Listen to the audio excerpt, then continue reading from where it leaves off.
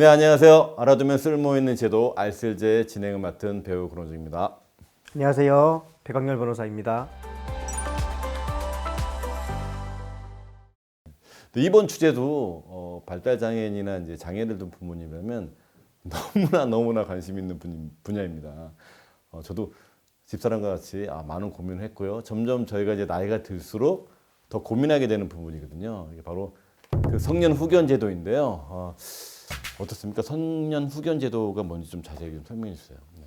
네, 이제 사실 우리 아이들을 예를 들면 사실은 장애가 있든 없든 미성년 아이들 같은 경우에는 부모님이 그 친구에 대한 일들을 다 대신 결정하고 다 지원을 해주지 않습니까? 그렇죠. 근데 문제는 우리 이제 발달 장애가 있는 아이들 같은 경우에 성인이 되면, 그러니까 이제 마음은 정신은 어릴 때 그대로인데 몸만 그냥 나이를 드는 거죠. 그러면 이제 법적으로 성인이 돼버립니다. 그렇게 성인이 돼버리면 더 이상 부모님이 우리 자녀를 위해서 자녀들의 일을 대신할 수가 없어요. 권한이 없게 됩니다. 그래서 맞습니다. 예를 들어서 뭐 예금이 만기가 된다, 뭐 보험이 만기가 된다. 그런 정말 일상적인 일들조차도 사실 부모님들이 도와주면 좋은데 가면은 이제 애를 직접 데려와라 이렇게 맞아요. 하는 거죠. 이런 경험 많으시죠? 일단 뭐 공적인 서류 띄려고 해도 전에는 그냥 가서 뗐는데 이제는 꼭 데려와야 되는 거고, 특히 예금 같은 경우는 무조건 애가 필요하고 하니까 또 애들이 성인이 되면 고집이 세져요. 맞아요. 네. 잘 안 가려고 해. 예. 그러니까 더 힘들어지는 거예요. 거기서는 계속 애를 데리고 가라는데 애는 싫다고 그러고 이러면 이거 어떻게 하지 막 고민되고 막. 여기서 그럴 때 한번 생각해 볼 수 있는 제도가 이 후견 제도인데요. 이 성년후견 제도라는 거는 보통 성인인데도 뭐 어떤 뭐 장애나 질병, 뭐 노령 이런 여러 가지 이유로 정신적으로 좀 이렇게 그런 제약이 있어서 스스로의 일을 판단해서 결정하기 어려운 분들한테 그냥 후견인이 그 사람들을 도와줘서 지원하는 그런 제도를 말합니다. 그래서 이 제도는 2013년 7월부터 시행이 되었습니다.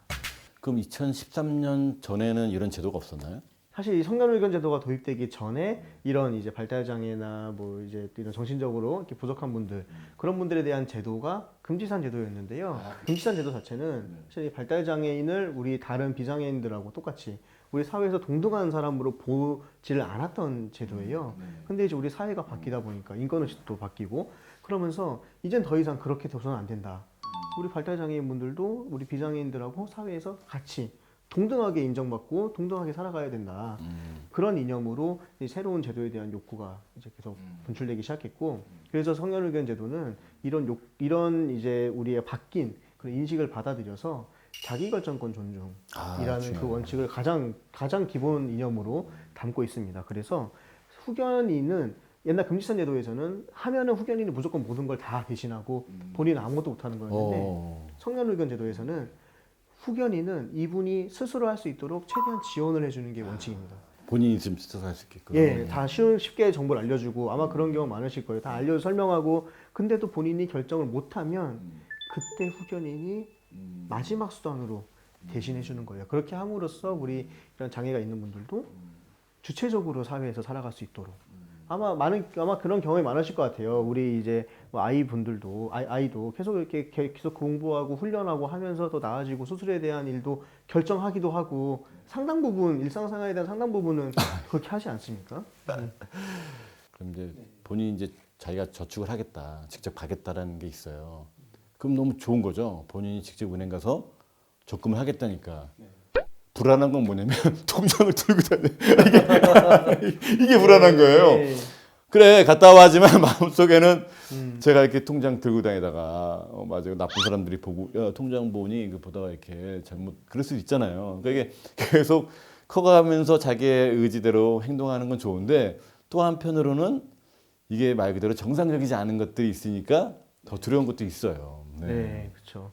네, 그래서 사실은 이 우리 지금 방금 말씀하신 것도 우리 아이가 발달 장애가 있지만 기본적으로 자기의 일에 대한 결정을 하고 있고 그게 물론 이제 부모님들이 보시기에는 걱정스럽고 위태롭지만 네. 자기가 서 결정을 하는 거예요. 그거는 근데 기본적으로 인정을 하시고서 그 다음에 그런 걱정이 일어나는 건데 이런 것처럼 우리가 발달 장애인들도 사회에서 아무것도 할 수 없다라는 그런 건 사실 과거에 잘못된 편견이었는데요. 그렇죠. 옛날에 무조건. 예, 이제 그런 편견이 없어지고 이 사람이 스스로 사실은 그럴 때 이렇게 우리 아이가 결정할 수 있도록 도와주고 대신에 그런 걱정되는 부분들만 이게 걱정이 현실이 되지 않도록 잘 그것만 막아주면 되는 거거든요. 사실은 그래서 그런 역할을 하기 위해 이제 우리가 새로 도입한 제도가 성년의견 제도라고 이해해 주시면 될 것 같습니다. 그래서 이 성년의견 제도는 누구도 아니고 본인을 위한 제도예요. 그래서 가장 본인의 이익을 위해서, 본인을 위해서 후견을 게시하는 거고, 후견인도 본인에게 가장 적합한 사람을 그래서 법원에서 선임을 해줍니다. 그래서 이 선임할 경우에 물론 가장 본인에게 이익이 되는 건 본인이 잘 알고 있는, 특히 우리 발달장애인분들 같은 경우에는 당연히 부모님이나 다른 가족분들이 될 거예요. 근데 만약에 그런 분들이 마땅한 분이 없다. 그렇다면은 법인이 되기도 하고, 저 같은 전문 무슨 변호사나 사회복지사들이 후견인이 되기도 합니다.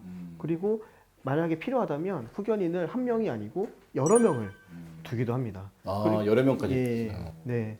그리고 그렇게 후견인이 선임돼도 후견인끼리 싸울 수도 있죠. 싸우면 여러 명이 되면은 보통 그래서 이게 다 나눠 놓습니다. 서로 같이 결정해라라고 하면 싸울 수가 있고 일이 안 되기 때문에 뭐 예를 들어서 뭐 재산에 대한 거는 이분 당신이 하고 또 이제 일상생활에 대한 거는 당신이 하고 이런 식으로 권한을 딱 나눠줍니다. 예. 근데 그렇게 후견인이 선임되더라도 그 후견인은 본인이 스스로 할 수 있는 거는, 그러니까 우리 발달장애인분 본인이 할 수 있는 건 할 수 있도록 지원을 해줘야 돼요. 그리고 가장 문제가 사실은 사람이지 않습니까? 이게 잘하냐? 이 후견인이 과연 잘하냐? 그렇죠. 그래서 그게 좀 어떻게 보면 조금 안심이 될 수 있는 그런 부분이 있죠. 그럼 법원에서 그 후견인으로서에 대한 활동을 잘하고 있는지를 계속 정기적으로 이렇게 하나요? 예. 시작할 때도 법원에다가 뭐 보고서를 내야 되고 또 정기적으로 매년 최소한 1년에 한 번은 법원에 보고서를 내고 법원에서 그걸 다 검토를 합니다, 직접. 그런 정말 그분에 대한 인생에 대한 굉장히 중요한 결정을 후견인이 할 때는 법원의 허가를 받아서 해야 됩니다. 그러니까 그런 식으로 다 통제를 하고 이렇게 안전을 담보할 수 있는 그런 장치들을 마련해 놓고 있습니다. 정말 좋은 제도네요. 그러면 뭐 자녀나 가족 중에 발달 장애를 가지고 있다면 그 성년 후견 제도를 선택하는 게 바람직한 건가요? 네, 근데 이 성년의견 제도 자체가 사실은 이제 이용은 해야 되지만 굉장히 여러 가지 유형이 있어서 그중 적합한 거를 써야 됩니다. 그러면 종류가 또 여러 개가 있나 봐요. 네, 맞습니다. 어떤 게 있습니까, 그러면? 네, 먼저 성년의견 제도는 법정 후견과 임의 후견으로 나뉘는데요. 법정 후견, 네. 임의 후견이요? 예. 네네. 먼저 임의 후견은 내가 아직 정신이 온전할 때, 나중에 내 정신이 좀 이렇게 안 좋아질 때를 대비해서 미리 믿을 수 있는 사람하고 내가 만약에 정신이 이상해지면 뭐 치매가 걸리든 뭐 사고가 당하든 그럼 너가 나를 후견이 돼가지고 대신해 주라. 그럼 임의 후견 제도는 장애인보다는 그냥 일반인 분들이 하시는 건가요? 예, 아직 이제 보통 사실 뒤에서 말씀드리겠지만은 그래서 임의 후견은 발달장애인 본인보다 부모님들이 하시면 굉장히 유용합니다. 꼭 부모님들은 꼭 미리 해놓으시라고 이렇게 좀 장애를 갖고 있는 부모님. 발달장애인 자녀를 두고 있는 부모님들은 부모님들이, 꼭 미리 내가 어떨지 해두시는 게, 모르니까 갑자기. 그렇게 해두시길 좀 권해드리고, 법정 후견은 이제 본인이 미리 하는 게 아니고 이미 상황은 닥친 거예요. 뭐 발달장애가 있든 아니면 갑자기 뭐 치매가 왔든 뭐 사고를 당해갖고 뭐 식물인간이 됐든 그럴 때 법원에서 후견을 게시하는 겁니다. 법원에서 어떤 후견을 할지, 후견인을 누구로 할지 이런 거를 다 법원에서 정해주는 걸 의미하는데요. 이 법정 후견에는 이제 세 가지 유형이 있습니다. 그게 이제 성년 후견, 한정 후견, 특정 후견이라는 게 있는데요. 성전 후견, 한정 후견, 한전 후견, 특정 후견, 특정 후견. 이라는 게 있습니다. 예.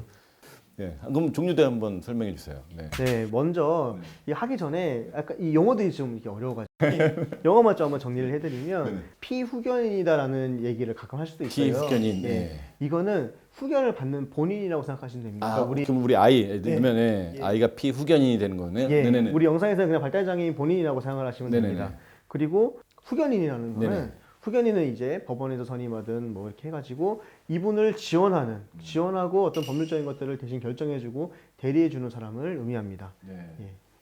후견인은 좀 쉽네요, 이해가. 어쨌든 피후견인은 이제 본인인 거고 맞습니다. 후원해준 분이 후견인이시고. 예. 그러면 그 후견인이 뭐 부모나 뭐 형제자매도 되는 건가요?